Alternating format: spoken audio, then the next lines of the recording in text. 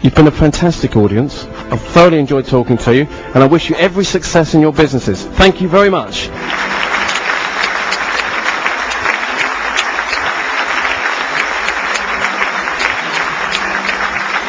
We recently used Keith at one of our national training events where we had 1,000 self-employed salespeople, and finding a motivational speaker for us is quite a difficult challenge because our sales team are self-employed. They are there voluntarily, and we need to make sure we only use top-class motivational speakers. We had an excellent day with Keith, and we'll certainly be rebooking him for some of our future events.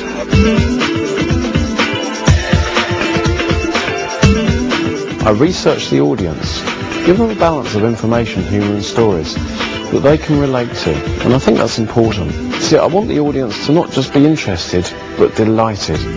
And so, for example, when I speak to people about goal setting, I'd also show them a short film clip of me interviewing people about their goals. How many people here set themselves goals? God, I've never seen so many in one room. That is amazing. Goal setting's important because it's a bit like this, isn't it? Imagine that you're driving your car. If we're driving our car, we know precisely where we're going to go. We know when we want to get there by. We know what route we're going to take, why we're taking that route, and what the purpose of getting to our end destination was. How many people know that with their lives? I thought, let's go and find out. Let's go into the high street. I'll take a camera crew along as well and film their responses. I just wondered if you set personal goals. No, you don't. Okay. Do you set personal goals? No? Personal goals? No? Do you set any personal goals? Getting up in the morning. That's about it. If you want to be successful, and I'm sure a lot of you are very successful already, focus on what you want. Know why you want it. Focus on getting out of that comfort zone. If someone announced to you you've got a year to live, what would you do differently? Why does it take that pain before you'll shift your thinking? The key message from my talk is that we can change from being scared and running our lives with the brakes on to being confident and taking action to achieve the success we want. A few years ago I was selling some CDs and some tapes, and they had hypnosis on them. And we were talking and selling these tapes on this table at a trade fair.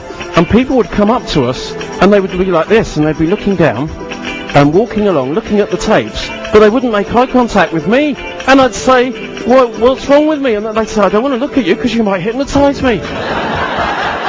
It's fear of the unknown. And a lot of people are scared of rejection, scared of failure, scared of not being liked. And that scared is like they're running with the brakes on.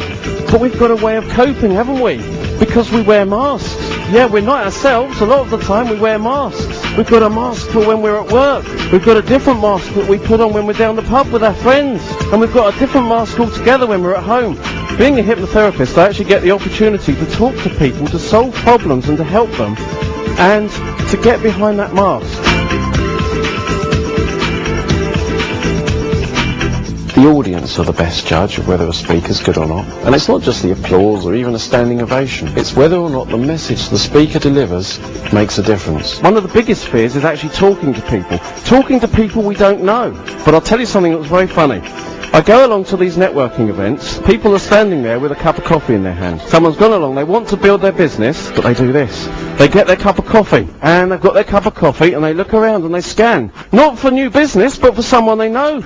So they go over to someone they know, they say, John, lovely to see you, I haven't seen you for ages, how you doing? John's not going to give them any business at all. They know he's not going to give them any business, but it's nice and comfortable, isn't it? So they stay in their comfort zone, they talk to someone they already know. So how do we talk to people we don't know? What do we say to people that we've never met before? How do we break the ice? I'd like you just to have a look around and see if there's someone you don't know already, and just pretend there's someone you were going to introduce your business to. Someone that you haven't met already. Just talk to them, say something to them that you would say if they were a new prospect, someone that you haven't met before, you want to try and get them involved in the business. What would you say to them?